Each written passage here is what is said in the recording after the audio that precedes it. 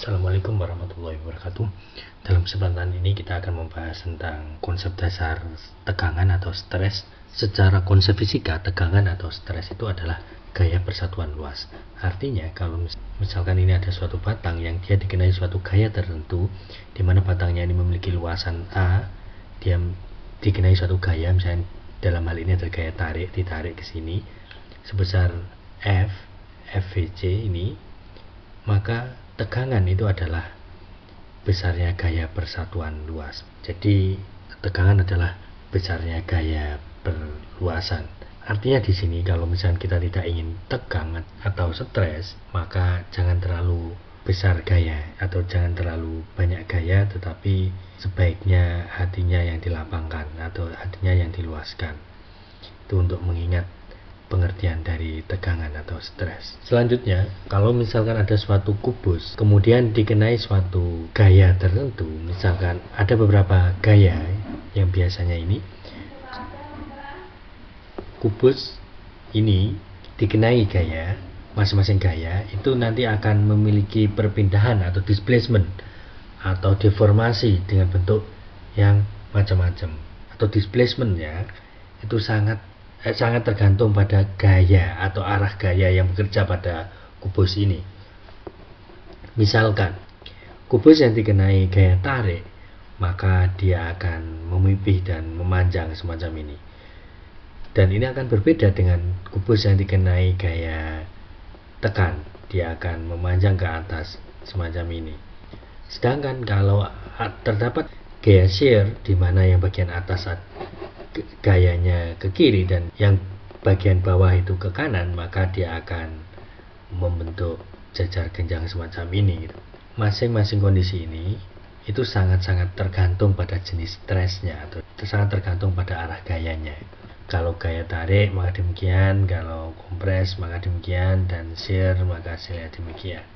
Selanjutnya, stres atau tegangan itu berupa vektor karena F adalah vektor. Anggap bahwa F ini adalah Fy, berarti arahnya ke sumbu Y, maka tegangan atau stres Y sama dengan Fy per A, di mana Ty ini terdiri dari 3 komponen, yakni stres Xy, stres Yy, stres Zy. Begitu pula dengan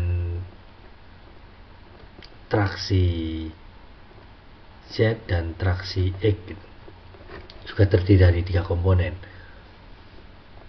Dengan demikian maka stres atau tegangan ini merupakan suatu tensor 3x3. Untuk penjelasan indeks XY atau TY ini merupakan dia berisi XY, YY, dan ZY, variabel-variabel atau indeks XY ini deskripsikan apa itu? Mari kita simak berikut ini. Anggap kode 1, 2, 3 ini menunjukkan satu arah atau mirip dengan X, Y, dan Z itu, maka stres 1, 2 itu maksudnya adalah stres yang arahnya itu searah dengan sumbu 2 dan bekerja pada bidang yang tegak lurus terhadap sumbu 1. Misalkan ini 1, 2,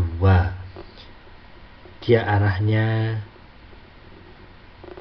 ke arah 2, sejajar dengan arah 2 yang bekerja pada bidang yang tegak lurus terhadap sumbu 1, yakni sumbu 1 adalah ini adalah sumbu 1, dia tegak lurus.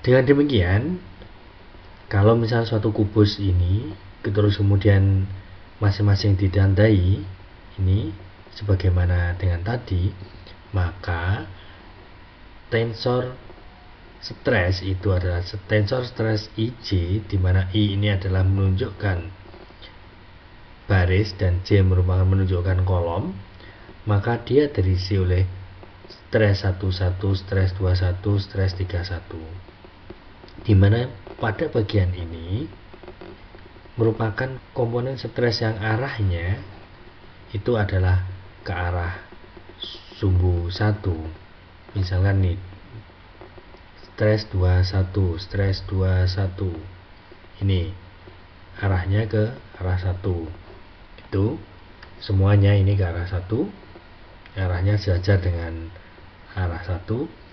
Begitu pula dengan untuk yang kolom kedua adalah yang sejajar dengan sumbu 2, dan yang kolom 3 adalah sejajar dengan sumbu 3, yakni ini misalkan 33 arahnya ke sana. Terus kemudian 23 arahnya ke sini, sejajar dengan arah 3 ini. Ini adalah tensor dari suatu stres. Proses selanjutnya adalah buat apa kita belajar tentang tensor stres? Nanti di beberapa aplikasi tensor stres ini yang seringkali digunakan untuk menganalisa jenis dari patahan atau untuk mengidentifikasi, oh kira-kira ini patahannya, misalkan suatu gempa itu dia disebabkan oleh patahan jenis apa, itu adalah analisanya adalah tensor stres ini salah satunya. Kemudian stres merupakan suatu tensor atau dalam hal ini adalah matrik tadi. Tentunya matrik 3x3 ini memiliki nilai eigen dan vektor eigen atau eigenvektor melalui persamaan ini. Ini adalah delta Dirac IJ, N adalah vektor eigennya atau eigenvektor, sedangkan lambda adalah nilai eigennya. Terus kemudian stres IJ ini adalah tensor stres, ya, sama dengan 0. Berdasarkan matematika dasar, agar suatu matrik ini atau suatu persamaan ini memiliki nilai NJ atau memiliki nilai vektor eigen, maka komponen yang bagian ini harus sama dengan 0, yakni determinannya nanti sama dengan 0 ini untuk mengestimasi nilai eigen. Setelah nilai eigen didapatkan, yakni lambda, kemudian dari nilai eigen ini nanti itu yang berkaitan dengan patahan itu seringkali nilai eigen yang negatif itu. Ada beberapa nilai eigen yang bernilai negatif. Kemudian proses selanjutnya adalah mengidentifikasi nilai eigen yang dominan itu yang bagian mana. Dalam hal ini adalah tau M ini adalah prinsipal stres. Prinsipal stres ini adalah nilai eigen yang diabsolutkan dengan prinsipal stres 1 lebih besar daripada absolut prinsipal stres 1 lebih besar daripada prinsipal stres 2 dan lebih besar daripada prinsipal stres 3. Dari menganalisa arah dari masing-masing stres yang dominan ini, nanti kita akan bisa mengidentifikasi arah patahannya kemana. Misalkan ini nilai eigen yang diabsolutkan dengan prinsipal stres 1 lebih besar daripada absolut prinsipal stres 1 lebih besar daripada prinsipal stres 2 dan lebih besar daripada prinsipal stres 3. Dari menganalisa arah dari masing-masing stres yang dominan ini, nanti kita akan bisa mengidentifikasi arah patahannya kemana. Misalkan ini nilai eigen dan jenis patahan. Nilai eigen dan vektor eigen ini bisa digunakan untuk mengidentifikasi jenis patahan. Pendekatan ini tidak selalu benar, namun dapat menunjukkan orientasi patahan dan tektonik regional. Misalkan ini tau 33 atau stres 33, ini dia dominan karena ini merupakan sama dengan stres yang prinsipal tadi, yang stres 1 tadi. Maka ini karena ini lebih dominan, maka ini akan turun kalau dilihat dari arah stresnya, yakni stres 1 ke sini, stres 3 ke sana, dan dimana stres 1 lebih besar maka ini turun, dan maka patahan yang terbentuk adalah normal fault.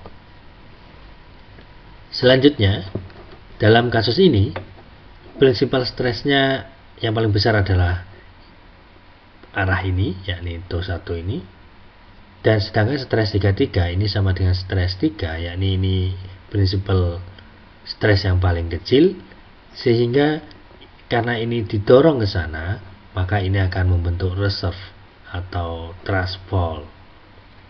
Selanjutnya, untuk yang di komponen ini mendorong ke sana, kemudian yang bagian sini yang paling kecil, dan komponen 2 sama dengan komponen 3, apa itu stres? Prinsipal stres 2 sama dengan stres 33, maka dia akan membentuk strike slip fault. Tuh.